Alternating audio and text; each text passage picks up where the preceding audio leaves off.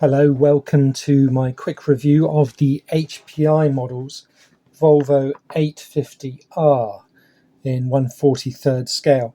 Now, I would be tempted to call this the 850 T5R, but I'm not sure. And of course, the T5R I think had 5-spoke wheels, and these are 7-spoke. So I'm not quite sure what this model exactly is.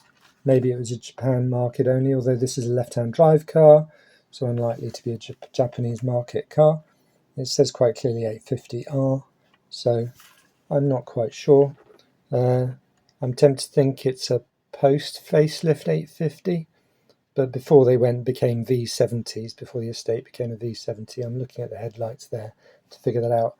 So I'm not really sure exactly, but anyway, a great car, and I do love my HPI models, so you'll see plenty of good detail on here. I mean, it's a fairly simple car, so there isn't a great deal of structure to it, but you know, a great amount of detail. You've got the bonnet washer nozzle dents in the bonnet. You've got the windscreen wipers, good door mirrors. Looking at that, you've got the roof, the estate car roof bars, brake discs, bigger on the front of course than the rear, side marker light which is just a painted bit of orange, great rear lights here, lovely detail on those rear lights with the brake indicator, tail light and reversing lights, and a centre red light just on the glass there, depicted as just coloured glass without anything behind it. You've got the wiper on the windscreen, and you've got the heater elements there as well. Little spoiler off the roof there, looking very nice with a bit of a gap through it, an aero gap. But as you can see, the paint is lovely on this car, and of course I wouldn't expect anything else on an HPI Models car. The interior is looking pretty good. In fact, the lower half of the steering wheel is cream in colour, the rim that is. Okay, I'm not sure how much we're seeing of the interior. Let's go in this way, see a lot more there. Okay, and the very typical, let's turn it around, typical Volvo seats and headrests. So yeah, excellent. And of course that colour interior was reasonably common on Volvos. The seats, the front seats maybe look a little bit small or a little bit low set. I'd expect them to be a little bit nearer the roof of the car, so I'm not sure about that, but that's a minor. Well, I don't like it when the seats don't look right in a car, but then of course being a pale interior you do see them on this model, so yeah, okay. Let's look underneath, bit of detail there. So let's see, this is looking to be a four-wheel drive car, so I wasn't quite 100% sure whether it would be, but it does look to be.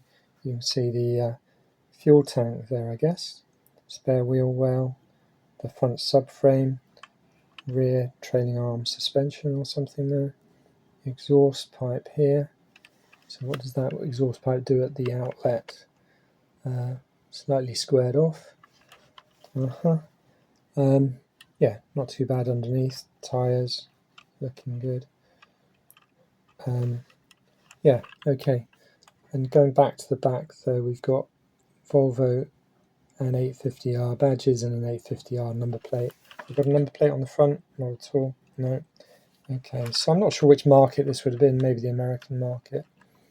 Looking into the car, yeah, okay, it looks like it's got folding rear seats in the boot actually, rearward facing folding rear seats. I don't know if you can see that, maybe in through the back window. Yeah, it looks like it probably is a floor compartment, and because of where it is here rather than right near the back, it would appear to perhaps be rear-facing seats. I know previous Volvos did that. I had a Mercedes 300TE that had rear-facing folding seats, so I'm guessing that does look like it to me. But yeah, all in all, a nice model. I mean, black isn't my favourite colour for models because you tend not to be able to see the detail, but it's fine here, and maybe that yellow, the classic yellow colour for these cars might have been better. although maybe that was just on the T5R and not this R. So I'm not quite sure what I'm looking at. Maybe this 850R was the equivalent in one market of the V70R of this body shape. I'm not sure. Maybe somebody can fill us in the comments. So anyway, thank you for watching. I've got lots of video reviews of HPI models racing from Le Mans cars with removable rear engine covers, so you can see the engines, all sorts of things there, to rally, road. They did make wonderful cars, and I've got a lot of Spark 43rd scale as well, and a variety of other ones, some 64th, some 18th, and some 12th scale cars too. So do subscribe, and thank you for watching, and you'll hear from me again.